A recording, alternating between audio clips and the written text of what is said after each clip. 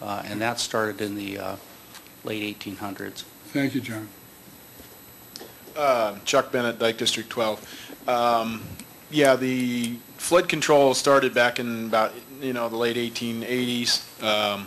Like John said, a lot of the farmers out in the Lacan area started diking the bay and stuff, and they had a lot of what they called spring dikes, which is maybe like 3 or 4 feet high. There was like about 160 miles of that. It was kind of keep out the nuisance springtime flooding.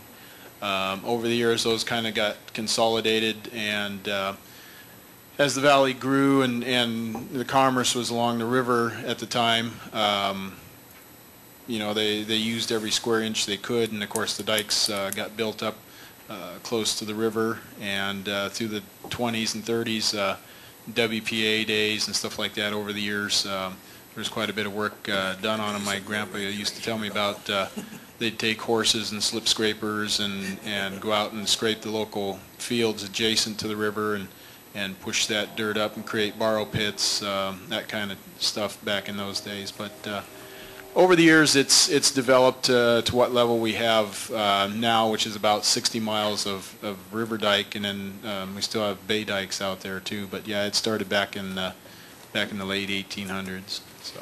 Okay, thank you. Any questions of Chuck? Okay. Anyone here wishes to maybe say a few words with regard to what you've heard this evening, or ask a question of either Chal or Kevin or John? No one here? Okay. Gary, did you have something you wanted to say? Yeah. Sprint on up here.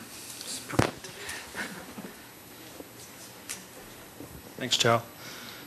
Just wanted to give you a little bit of update on what the county's doing relative to the flood control. First, as was mentioned by Chow, we've had Northwest Hydraulics working on this particular process. I think Chow was working for the county when we went back to Washington, D.C. and met with FEMA to talk about what do we have to do to be able to help convince them about changing these figures. And one of the things they said to us is that we needed to get backup on this thing. So we hired Northwest Hydraulics, and they've been evaluating and getting second opinions essentially on the work that's been done by PIE, and they're continuing to do that.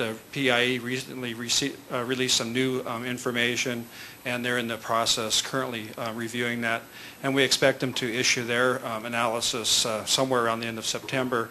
In fact, they were in the process of doing some field work today to look at some of the impacts or the watermarks from the 2006 flood that happened. So anyway, they're working on it.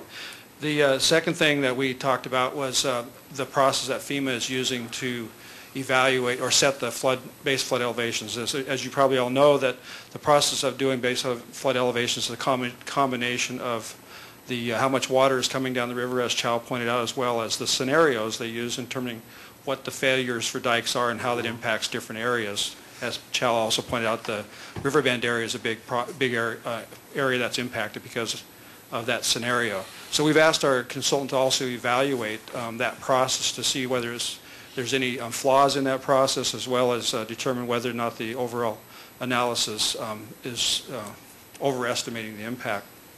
I think that the two councils here might benefit from having Ted Perkins and FEMA come and give the presentation that they did for the county relative to how that process works and all the different